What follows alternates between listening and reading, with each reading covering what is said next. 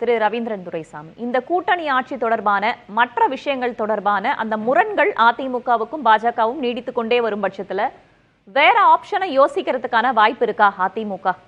அதிமுக பாஜகவிற்கிடையில வேற ஆப்ஷனுக்குள்ள வாய்ப்புகள் மிகவும் குறைவு. ஏன்னா ஒரு தடவை பிரிஞ்சு ரெண்டு பேருமே அடி வாங்கி 4வது இடத்துல கன்னியாகுமரியில் இங்கே புதுச்சேரியில் போய் இடைத்தேர்தலில் 4வது போய் இவங்களும் ஒரு சீட்டும் மோடிக்கு வராமல் போய் ரெண்டு பேருமே பாடம் படிச்சுக்கிட்டு சேர்ந்துருக்காங்கங்கிறனால அவங்க ரெண்டு பேரும் பிரியதுக்குள்ள வாய்ப்புகள் இல்லை. பட் முரண்கள் இருக்கும், டஃப்பாக பார்கெயின் பண்ணுவாங்க, யாருக்கு என்னங்கிறது தெரியும்.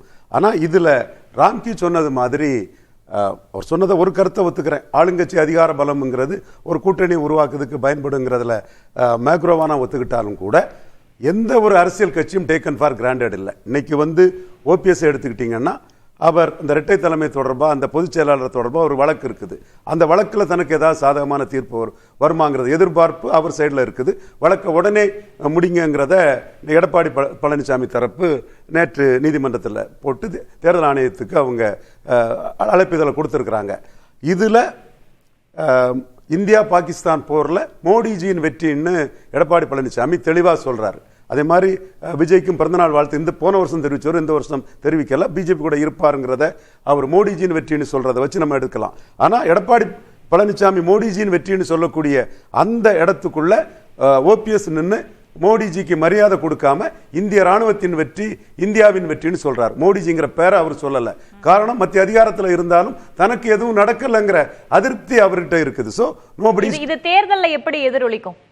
இது அவர் மறுபடியும் அந்த ஒருங்கிணைந்த அதிமுக அப்படின்ற மாதிரியான உள்ள கொண்டு வரதுக்கான வாய்ப்புகள் இருக்கு. அதற்கு ஒரு பெரிய அளவு எதிர்பார்ப்பு ஓபிஎஸ் தரப்புல இருக்குது. இந்த வழக்குல தனக்கு நியாயம் கிடைச்சிடும். ஜெயலலிதா கன்விக்ட் ஆனதுனால அப்படியே நம்பர் 2ல இருக்கிற ஒரு சீஃப் மினிஸ்டர் நம்பர் 3 நம்பர் 2ன்னு பரப்பன அக்ரஹார அந்த கோர்ட்ல தீர்ப்பு கிடைச்சதும் ஓபிஎஸ்க்கு ஒரு வாய்ப்பு கிடைச்சது இல்லையா? அதே மாதிரி தனக்கு ஒரு வாய்ப்பு கிடைச்சிருங்கிற ஒரு எதிர்பார்ப்புல தான் ஓபிஎஸ் தரப்பு இருந்தாலும் கூட அது நடக்கலன்னா நாம விஜய் ஆப்ஷனையும் ஓபன் பண்ணோன்னு விஜய் பிறந்த நாளுக்கு அவங்க கட்சிக்காரங்களே விஜயை போழ்ந்து நீங்க பேசுங்க, நம்ம எடப்பாடி சிஎம்னு சொல்றதோட விஜய் சிஎம்னு சொல்லிட்டு போலாங்கிற ஒரு கருத்தை முன் வச்சனால நேற்று இந்த விஷயம் நடந்திருக்குது. விஜய் பிறந்த நாளுக்கு அவர் வாழ்த்து தெரிவிச்சிருக்கிறாரு. அதே போல அன்புமணி ராமதாஸ் திமுக எதிர்ப்புல தெளிவா இருக்கிறாரு. 4 அமைச்சர் வேணும்னு சொல்றாரு. அவர் 90 இடங்கள்ல வட தமிழகத்தில் பாமக இல்லாம போட்டி கொடுக்க முடியாது திமுக அணிக்குங்கிறது எல்லாருக்குமே தெரியும். அப்போ அவரும் அதை மையமா வச்சு டஃபா பார்கெயின் பண்ணக்கூடியவர். விஜய் அரசியல் ரீதியாகவும் சாதனை படைக்க வாழ்த்துக்கள்னு விஜய் ஆப்ஷனையும் பல நிரூபிக்காத அன்டெஸ்டட் நாட் ப்ரூவ்டு விஜய் ஆப்ஷனையும் அவர் ஓபன் பண்றாரு. அடுத்தபடியா தேமுதிக பாமகவுக்கும் அவங்களுக்கும் உள்ள ஒரு இடத்துல நிற்க முடியாத மோதல் காரணம் மட்டும் அவங்க தோல்வியை தழுவுறனாலையும் அவங்க திமுக ஆப்ஷனையும் அவங்க ஓபன் பண்றாங்க. சோ இந்த அதிமுக கூட இருந்த தேமுதிக டிஎம்கே ஆப்ஷனை ஓபன் பண்றாங்க, அதிமுக ஆப்ஷனை விட்டுறல.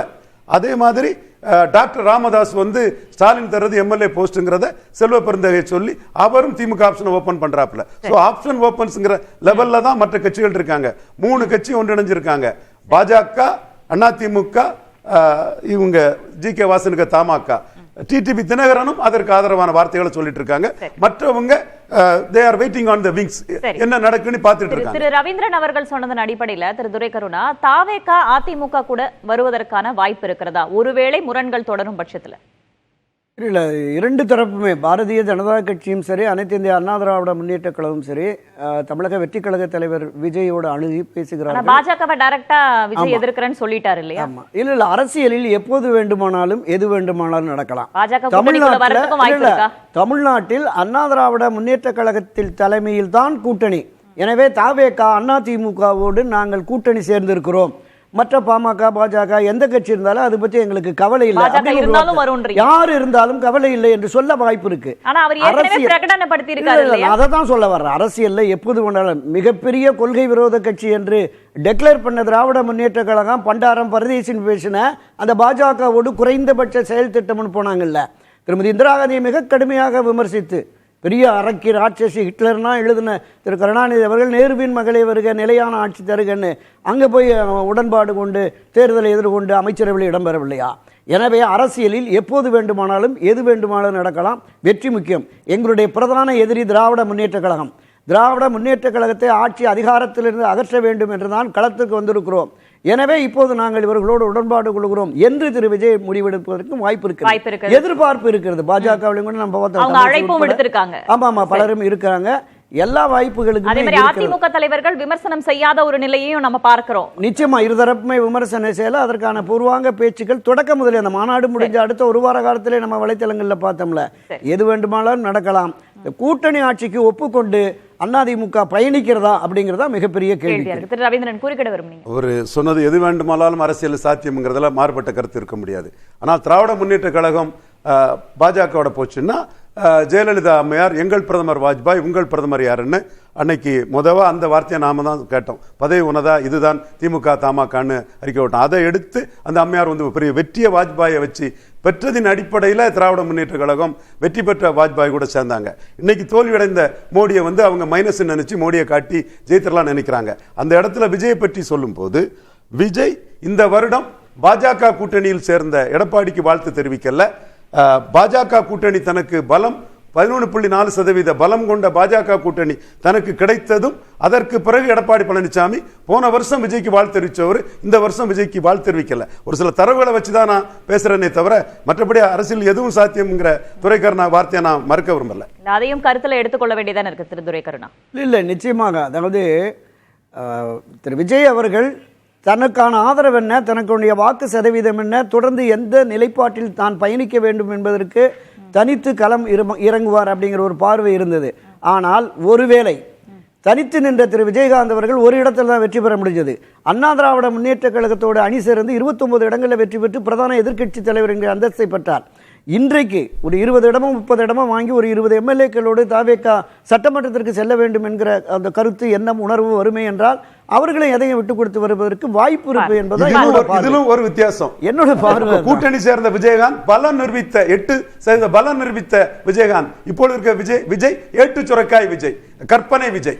நிச்சயமா அவருக்கு ஒரு 5-7% வாக்குகள் விஜய்க்கு இருக்கும். ஏன்னா அவருடைய ரசிகர்கள் உறுப்பினர்களா சேர்ந்து இருக்காங்க, அந்த அளவுல இருக்கு. எனவே அது ஒரு ஆதரவு நிலைப்பாடு. இதுவரைக்கும் அந்த மாதிரி டிக்ளேர் பண்ணல. தாவேகா என்ன முடிவு எடுக்க போறாங்க அப்படிங்கறதையும் பார்க்கலாம்.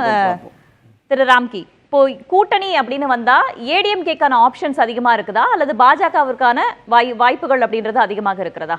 அதிமுக தான் ஆப்ஷன்ஸ், இன்னும் ஒரு கூடுதலான ஒரு ஆப்ஷன்ஸ் இருக்கு. ஏன்னா விஜய் பாஜக கூட்டணியிலேருந்து வெளியே வந்து தாவேகாவுடன் கூட்டணி சேரலாம்ங்கிற ஒரு ஆப்ஷன் இருக்கு. ஆனா அதுக்கான வாய்ப்புகள் மிக மிக குறைவு. ரெண்டாவது அதான் நான் சொல்றேன், பாஜக தன்னை முன்னிலைப்படுத்தி கொண்டு எல்லா கூட்டணி கட்சிகளையும் அதிமுகவுக்காக ஒருங்கிணைத்து கொண்டு வராங்க இந்தியாவுக்குள்ள. அவர் நிச்சயமாக தேர்தலை அவர்கள் பாஜக தலைமையில போய் சந்திக்க மாட்டாங்க, அதிமுக முன்னிலைப்படுத்துவாங்க. இல்ல ரெண்டு அமித்ஷா அவர்கள் பேசினதுல ரெண்டு முக்கியமான பாயிண்ட். ஒன்று அதிமுகலேருந்து வெளியேறிக்கிற அதிருப்தியாளர்கள் இருக்காங்கல்ல, அவர்கள் திரும்ப கூட்டணிகளை வருவாங்கிற கேள்விக்கு நேரடியான பதில் பலமுறை சொல்லியிருக்காரு அமித்ஷா. இல்ல அது அதிமுக முடிவு செய்யும், எடப்பாடி பழனிசாமி தலைமையிலான அதிமுக முடிவு செய்யுங்கிறது கரெக்டா சொல்லி அதுக்கு ஒரு முற்றுப்புள்ளி வைக்கிறார். இரண்டாவது, இதில் விஜய் கட்சி உள்ள வருமா, இந்தியாக்குள்ள வருமாங்கிறதுக்கு அதுக்கு அவர் என்னன்னா இல்லை அப்படின்லாம் சொல்லல, நல்லதே நடக்கும் அப்படிங்கிற மாதிரி சொல்றாரு. ஆனா அதனால அதற்கான வேலைகள் பணிகள் செய்தி நடந்துட்டு இருக்குது, அதை பாஜக முன்னிருந்து செய்கிறது அப்படிங்கிறத நம்ம புரிஞ்சுக்கணும். அதிமுகவும் தாவேகாவும் நடுவில் நிறைய பேச்சுவார்த்தை நடந்தது, அது ஒரு ஃபெயிலியர் ஆனிச்சு. ஆனா இன்றைக்கு விஜயை இந்த கூட்டணிக்குள்ள கொண்டு வருவதில் பாஜக ரொம்ப தீவிரமாக வேலை செய்து கொண்டிருக்கிறது. அதை அவங்க யாரும் மறுக்கவும் இல்லை. சோ அதனால அதுக்கான வாய்ப்புகள் இருக்கிறத நம்ம நல்லா பார்க்க முடியுது. விஜயை நோக்கி எந்த விமர்சனங்களும் அதிமுக தரப்புல இருந்து முன்வைக்கப்படல அப்படின்றதையும் இந்த நேரத்தில் நம்ம உற்று நோக்க வேண்டிய விஷயமாக இருக்கிறது. நம்ம தொடர்ந்து பேசலாம்.